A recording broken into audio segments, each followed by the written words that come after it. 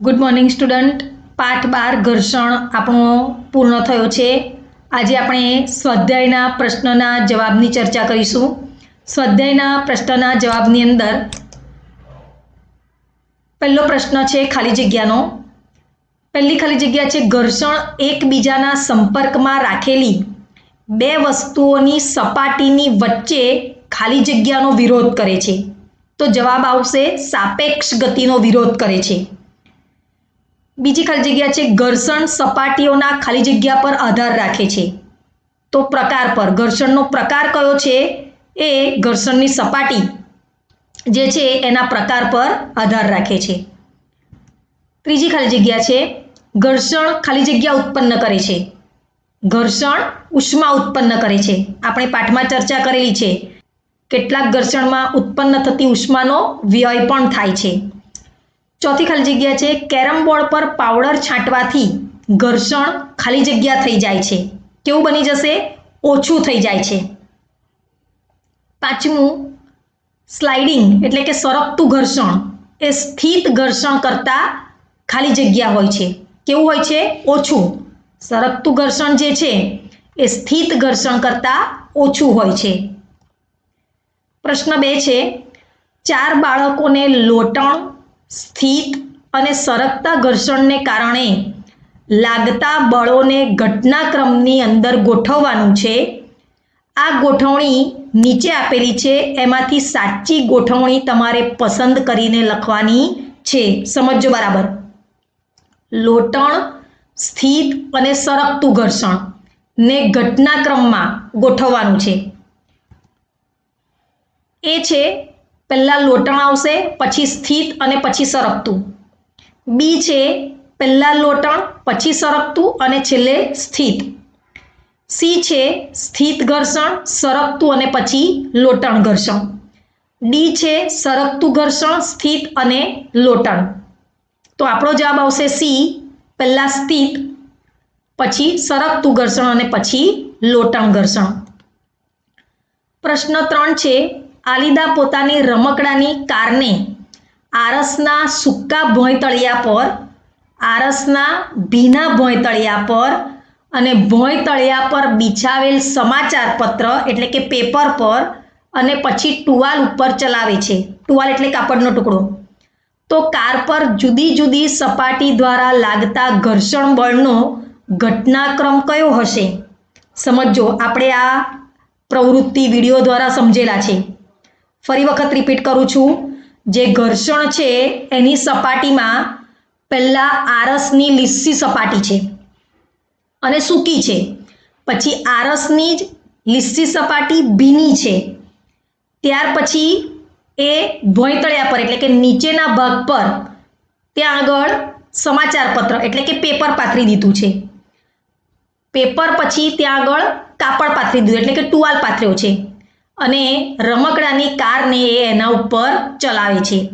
તો આ ચારે ચાર જે જુદી જુદી સપાટી છે એ સપાટી દ્વારા લાગતા ઘર્ષણ બળને આપણે ગોઠવવાનો છે. એ આરસનું ભીનું ભોંયતળિયું પહેલાં આવશે, પછી આરસનું સૂકું ભોંયતળિયું, પછી સમાચાર પત્ર અને પછી ટુવાલ. બી, સમાચાર પત્ર, ટુવાલ, આરસનું સૂકું ભોંયતળિયું અને આરસનું ભીનું ભોંયતળિયું. સી, ટુવાલ, સમાચાર પત્ર, આરસનું સૂકું ભોંયતળિયું અને આરસનું ભીનું ભોંયતળિયું. ડી, આરસનું ભીનું ભોંયતળિયું, આરસનું સૂકું ભોંયતળિયું, ટુવાલ અને સમાચાર પત્ર. તો હવે તમે ઘર્ષણ બળ કયા ઘટનાક્રમમાં આવશે? તો જવાબ આવશે એ, આરસના ભીના ભોંયતળિયામાં ઘર્ષણ ઓછું થશે. આરસનું સૂકું ભોંયતળિયું, ભીનું નથી એટલે સૂકા પર વધારે લાગશે. પછી છે સમાચાર પત્ર એટલે કે પેપર, પેપર પર અને ત્યાર પછી ટુવાલ એટલે કે કાપડનો ટુકડો છે. સમજ પડે છે? પ્રશ્ન 4, ધારો કે તમે લખવા માટે ડેસ્કને થોડું નમાવો છો. તેના પર મૂકેલું કોઈ પણ પુસ્તક નીચે તરફ સરકવાનું ચાલુ કરી દે છે. તો તેના પર લાગતા ઘર્ષણ બળની દિશા દર્શાવો. આપણે ડેસ્ક હોય બરાબર, ઢળતું પાટિયું, આપણી બેન્ચ પણ થોડી ઢળતી છે, જુઓ તમે બેન્ચ પર નોટ મૂકીને લખી શકો છો. તો ઢળતું ડેસ્ક હોય નમેલું અને એના ઉપર પુસ્તક જે છે એ સરકવાનું ચાલુ કરે છે, તો ક્યાં જશે? નીચેની દિશા તરફ જશે ને સરકતું. તો એના પર ઘર્ષણની દિશા દર્શાવવાની છે. તો પુસ્તક નમેલા ડેસ્ક પરથી નીચેની તરફ સરકે છે, તેથી તેના પર લાગતું ઘર્ષણ બળ ઢળની સપાટીને સમાંતર ઉપરની તરફ છે. ઢળની સપાટી આપણે આગળ વાત કરી છે, સપાટી એટલે નીચે તરફ સરકશે, પણ કોને સમાંતર રહેશે? ઉપરની બાજુએ સમાંતર રહેશે. પ્રશ્ન 5, તમે સાબુના પાણીથી ભરેલી ડોલ, બાલદી એટલે ડોલ, આકસ્મિક રીતે જ આરસનું જે ભોંયતળિયું છે તેના ઉપર ઢોળી દીધી છે. આરસ લીસું, એના ઉપર સાબુનું પાણી. સમજો, આ ભીના ભોંયતળિયા પર તમારે ચાલવું સરળ હશે કે મુશ્કેલ, અને શા માટે? વિચારો જો. ફરી વખત, આરસનું ભોંયતળિયું જે છે એના ઉપર સાબુનું પાણી નાખ્યું છે અને એ ભીના ભોંયતળિયા પર તમારે ચાલવાનું છે. તો તમે સહેલાઈથી ચાલી શકશો કે મુશ્કેલ બનશે?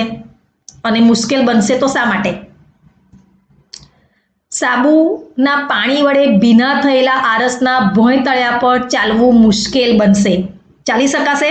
ના, કારણ કે સાબુનું પાણી આરસની સપાટીને વધારે લીસી બનાવે છે.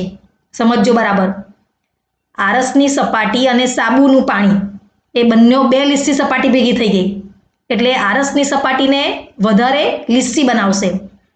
પરિણામે ઘર્ષણ ઘટી જાય છે અને આપણા પગ જે છે એ આરસની સાથે યોગ્ય પકડ, બરાબર, યોગ્ય રીતે પકડ જાળવી શકતા નથી અને આપણે લપસી પડીએ છીએ. સમજ પડે છે? આમ આપણા બૂટ ચંપલના તળિયા ખાંચાવાળા છે એટલે રસ્તા ઉપર તમે ચાલી શકો છો, કારણ કે રસ્તા અને ચંપલ વચ્ચે પકડ આપણે આગળ વાત કરી જ છે. તો અહીંયા લીસી સપાટી થશે એટલે આપણા પગ અને આરસ વચ્ચે યોગ્ય પકડ જાળવી શકાતી નથી અને આ શું થાય છે? પરિણામે આપણે લપસી પડીએ છીએ. છઠ્ઠો પ્રશ્ન, રમતવીરો ખીલીઓવાળા બૂટ કેમ પહેરે છે? સમજાવો. જે ક્રિકેટ રમતા હોય અથવા તો દોડવીર હોય, એટલે કે દોડતા હોય, રનિંગ કરતા હોય, એ લોકોના બૂટ નીચે ખીલાવાળા હોય છે. તો કેમ? કારણ કે ખીલાવાળા બૂટ પહેરવાથી જમીન સાથે બૂટની પકડ જે છે એ મજબૂત થાય છે, એટલે કે બૂટ અને જમીન વચ્ચેનું ઘર્ષણ બળ વધી જાય છે. ખીલાવાળા બૂટ અને જમીન સાથેની પકડ મજબૂત બનશે અને મજબૂત બનશે એટલે ઘર્ષણ બળમાં વધારો થશે, કારણ કે બંને સપાટી કેવી થઈ ગઈ? ખરબચડી, અનિયમિત. અને ખાંચામાં આપણે વાત કરેલી છે, એકબીજા સાથે ભેગા થશે એટલે બે સપાટી ખરબચડી એટલે ઘર્ષણ બળ વધારે. એટલે રમતવીર જે છે એ સહેલાઈથી દોડવું હોય તો દોડી પણ શકે, ક્રિકેટ રમવાનું હોય બરાબર, મેદાનની અંદર એ લોકો સહેલાઈથી ફિલ્ડિંગ ભરવાની હોય, રન લેવાના હોય, તો એ લોકો સહેલાઈથી ઘર્ષણ બળ વધી જાય એટલે પોતે સહેલાઈથી પોતાનું કામ કરી શકે છે. તેથી જ રમતી વખતે કે દોડતી વખતે રમતવીરો જમીન પર લપસી પડતા નથી. સપાટી ખરબચડી છે એટલે, નહીં તો આગળ પ્રશ્નમાં વાત કરી જ આપણે, જો લીસી સપાટી હોય તો દોડી શકાય? ન દોડી શકાય. એટલે રમતી વખતે કે દોડતી વખતે રમતવીર જમીન પર લપસી પડતા નથી. પ્રશ્ન 7, ઇકબાલે એક હલકા બોક્સને ધક્કો મારવો છે અને સીમાને તે જ ભોંયતળિયા પર એક ભારે બોક્સને ધક્કો મારવાનો છે. કોણે વધારે બળ લગાડવું પડશે અને શા માટે? ઇકબાલ પાસે એક હલકું બોક્સ છે અને એને ધક્કો મારવાનો છે, જ્યારે સીમાએ ભોંયતળિયું એ જ જગ્યા ઉપર એક ભારે બોક્સ છે અને એને ધક્કો મારવાનો છે. તો કોણે વધારે બળ લગાડવું પડશે? બોલો જો, કોને વધારે બળ લગાડવું પડશે અને કેમ? સીમાને વધારે બળ લગાડવું પડશે, કારણ કે એનું બોક્સ વજનમાં ભારે છે. સમજો, સીમાને વધારે બળ લગાડવું પડશે, કારણ કે ભારે બોક્સનું વજન વધારે હોય છે. તેથી તે વધારે જોરથી ભોંય તળિયા આગળ શું કરશે? દબાવે છે, એટલે કે ધક્કો મારે છે. એટલે કે ભોંય તળિયા પર વધુ દબાણ લગાડે છે અને જેના કારણે વધારે ઘર્ષણ ઉદ્ભવે છે. બળ વધારે લગાડશે તો પેલું બોક્સ આગળ ખસશે ને, એટલે ઘર્ષણ ઉત્પન્ન થશે. તેથી જ સીમાને ભારે બોક્સને ધક્કો મારવા માટે વધારે બળની જરૂર પડે છે. પ્રશ્ન 8. સમજાવો કે સરકતું ઘર્ષણ એ સ્થિત ઘર્ષણ કરતાં ઓછું શા માટે હોય છે? સરકતું ઘર્ષણ એ સ્થિત ઘર્ષણ કરતાં ઓછું કેમ હોય છે? સમજો બરાબર મુદ્દા. વસ્તુને સ્થિર સ્થિતિમાંથી ગતિમાં લાવવા માટે જરૂરી બળ એ સ્થિત ઘર્ષણ બળનું માપ છે.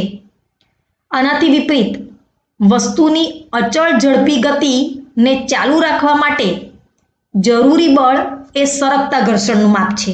સમજો, વસ્તુ સ્થિર છે, એને ગતિમાં લાવવા માટે આપણે બળ લગાડવું પડે છે.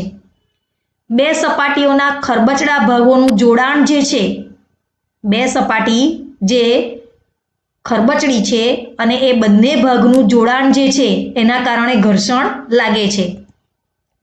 હવે સ્થિત ઘર્ષણના કિસ્સામાં બે સપાટી વચ્ચેનું જોડાણ એ ખૂબ મજબૂત હોય છે અને સરકતા ઘર્ષણના કિસ્સામાં કોઈ વસ્તુ અથવા સપાટી પરના જે સંપર્ક બિંદુઓ જે છે અને બીજી, એટલે કે જો ભોંયતળિયા નહીં હોય તો બીજી ભોંયતળિયાની સપાટીના સંપર્ક બિંદુમાં ઘૂસી જવા માટે પૂરતો સમય મળતો નથી.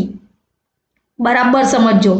ફરી વખત, સ્થિત ઘર્ષણના કિસ્સામાં બે સપાટી વચ્ચેનું જોડાણ મજબૂત હોય છે, એટલે પકડ બરાબર આવી જાય, એટલે ઘર્ષણ વધારે લાગે. પણ સરકતું જે ઘર્ષણ છે એમાં શું થશે? સપાટી પરના જે સંપર્ક બિંદુઓ છે એ બીજી સપાટીના સંપર્ક બિંદુની અંદર જવા માટે પ્રયત્ન કરે છે, પણ પૂરતો સમય એને મળતો નથી અને તેથી જ સરકતું ઘર્ષણ એ સ્થિત ઘર્ષણ કરતાં ઓછું હોય છે. પ્રશ્ન 9. દર્શાવો કે કેવી રીતે ઘર્ષણ મિત્ર અને શત્રુ બંને છે. આ પ્રશ્ન બીજી રીતે પણ પૂછી શકીએ વિદ્યાર્થી મિત્રો કે ઘર્ષણ બળના ફાયદા અને ગેરફાયદા. મિત્ર એટલે ફાયદો અને શત્રુ એટલે ગેરફાયદા. સમજો. તો સૌથી પહેલા વાત કરીએ ઘર્ષણ મિત્ર છે એટલે કે ઘર્ષણના ફાયદા. તો આપણે વાત કરીએ પહેલો ફાયદો, ઘર્ષણને લીધે રસ્તા પર આપણે સરળતાથી ચાલી શકીએ છીએ. બીજું, બ્લેકબોર્ડ પર ચોકથી અને પેન કે પેન્સિલથી નોટમાં આપણે સહેલાઈથી લખી શકીએ છીએ. ત્રીજું, ઘર્ષણના લીધે જ દિવાલમાં ખીલી ઠોકી શકાય છે. હવે ઘર્ષણ શત્રુ કેમ છે અથવા તો ગેરફાયદા. તો ઘર્ષણના લીધે વસ્તુઓ ઘસાઈ જાય છે. આપણા બૂટ ચંપલના તળિયા ઘસાઈ જાય એટલે નવા આપણે બૂટ ચંપલ ખરીદવા પડે. બીજું, ઘર્ષણના લીધે ગતિશીલ વસ્તુઓની ગતિ અવરોધાય છે અને તેથી જ તેમની ઝડપ ઘટે છે. ગતિશીલ વસ્તુઓ જે ગતિ કરે છે એ વસ્તુની ગતિને અવરોધ કોણ કરશે? ઘર્ષણ, અને એના કારણે એની ઝડપ ઘટે છે. ત્રીજું, મશીનનો ઉપયોગ કરતી વખતે ઘર્ષણના લીધે ઉષ્મા ઉત્પન્ન થાય છે, તે થોડીક ઉર્જા વેડફાઈ જાય છે, એટલે કે વ્યય થાય છે અને મશીનના કેટલાક ભાગોને નુકસાન પણ પહોંચાડે છે. મશીનનો જ્યારે ઉપયોગ કરીએ છીએ, મશીનરી જેટલી પણ ચાલે છે, આપણે એનો વિડીયો પણ જોયો છે, તો એ મશીનરીનો ઉપયોગ કરતી વખતે એ ગરમ થઈ જાય છે, એટલે કે ઉષ્મા ઉત્પન્ન થાય છે અને એ ઉષ્મા ઉત્પન્ન થાય તે વ્યય જાય, કારણ કે એનો બીજે કોઈ જગ્યાએ ઉપયોગ થતો નથી. બીજું, મશીનના કેટલાક ભાગો ઘસાઈ જાય એટલે નુકસાન પહોંચાડે ઘર્ષણના કારણે. પ્રશ્ન 10. સમજાવો કે તરલમાં ગતિ કરતી વસ્તુનો આકાર વિશિષ્ટ કેમ હોવો જોઈએ. તરલ ઘર્ષણ એટલે વિમાન જ યાદ રાખવાનું તમારે, અને માછલી. તરલ તેમાં પસાર થઈને ગતિ કરતી વસ્તુ પર ઘર્ષણ બળ લગાડે છે, જેને ઘસડાવવું કહે છે, એટલે કે તરલ કહે છે.